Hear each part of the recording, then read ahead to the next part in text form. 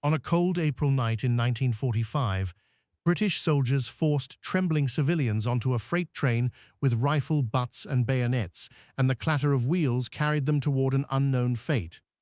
In the weeks that followed, the Western Allies began what would become known as Operation Keelhaul, the systematic repatriation of more than 2 million Soviet prisoners of war, forced laborers, and refugees to a Stalinist regime that greeted many with execution or gulags.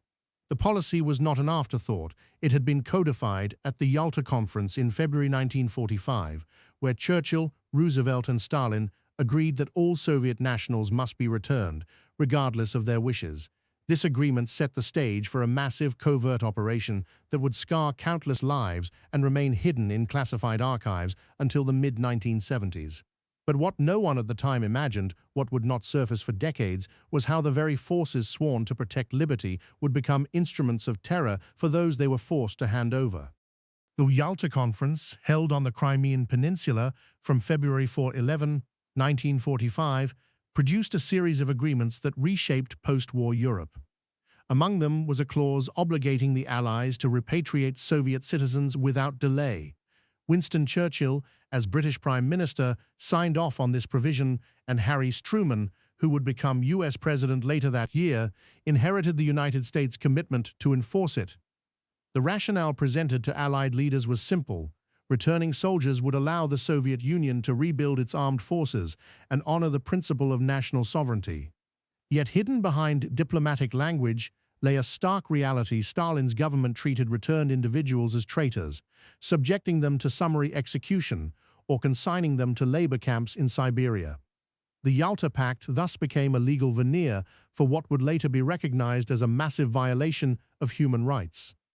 By May 1945, the Allies had liberated vast swaths of Europe and were confronted with millions of displaced persons. In Italy, Austria, Germany, and the Balkans, British, American, Canadian, and French forces encountered Soviet nationals who either feared returning home or simply wanted to start anew. The U.S. War Department issued Directive No. 21 in June 1945, ordering that all Soviet nationals be returned to Soviet authorities regardless of personal wishes. In Britain, General Sir William Slim authorized the use of force, rifle butts, bayonets, and even physical restraint to load detainees onto trains bound for ports such as Trieste, Venice, and Hamburg. These transports would then sail across the Adriatic or the North Sea to Soviet-controlled ports like Odessa and Murmansk.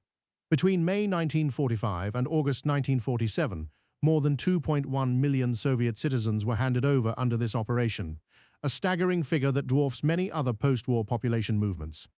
The sheer scale of the forced repatriations concealed an even darker human toll. Red Cross reports from the period document at least 12,000 suicides among those slated for return, men and women who chose death over a fate they believed would be certain execution or endless toil in the Gulag.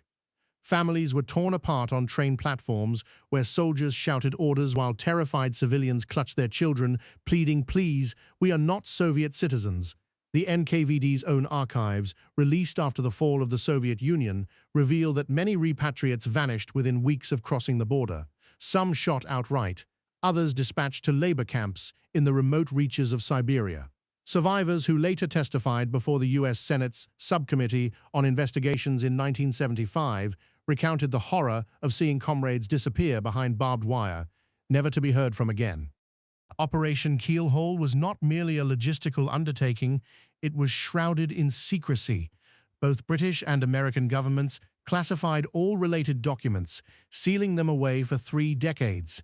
Soldiers who carried out the forced boardings were given strict orders never to speak of what they had witnessed. In 1975, when investigative journalist James Miller filed a Freedom of Information request, he uncovered a trove of memos revealing that senior officers had deliberately suppressed any mention of suicides or executions in after-action reports. The classification persisted until the mid-1970s, when declassified files finally exposed the extent of the operation to the public. This veil of secrecy meant that for generations, families of victims were denied answers, and the moral responsibility of the Allied powers remained unexamined. Why would democratic nations consent to such a brutal policy? The answer lies in the geopolitical calculus of the closing war.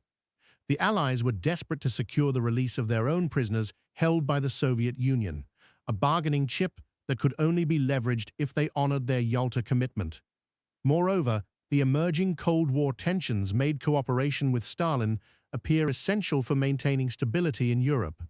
In a memorandum dated July 1945, British Foreign Office officials wrote, "The return of Soviet nationals is a necessary concession to preserve Allied unity and to expedite the exchange of our own POWs." This cold pragmatism placed abstract diplomatic goals above the concrete lives of millions, illustrating how institutional priorities can eclipse individual humanity. When the archives finally opened, historians such as Dr. Sarah Klein of Cambridge University traced the long-term impact on survivors and their descendants. Many who survived the Gulag emerged with deep psychological scars, unable to speak of their experiences for fear of Soviet reprisal. Their children grew up in a climate of silence, carrying an inherited trauma that shaped post-war diaspora communities across Europe and North America. The operation also set a precedent for how governments might prioritize political agreements over human rights, a lesson echoed in later controversies over refugee repatriations and forced migrations. The lingering question remains: how many other keelholes have been hidden behind diplomatic language, waiting to be uncovered? Operation Keelhaul stands as a stark reminder that even the victors of war can become agents of oppression when policy is divorced from conscience. The forced return of over 2 million Soviet citizens, many of whom had fought against Stalin or simply fled his regime, was executed with bureaucratic efficiency, yet cloaked in secrecy and justified by high-level diplomatic agreements. As we look back on this dark chapter, the unanswered questions linger. Could a different diplomatic approach have saved lives? How many other decisions were made behind closed doors at the expense of human dignity? The shadows of those forced trains still stretch across history, urging us to confront uncomfortable truths and ensure that the machinery of state never again turns its power against the very people it claims to protect.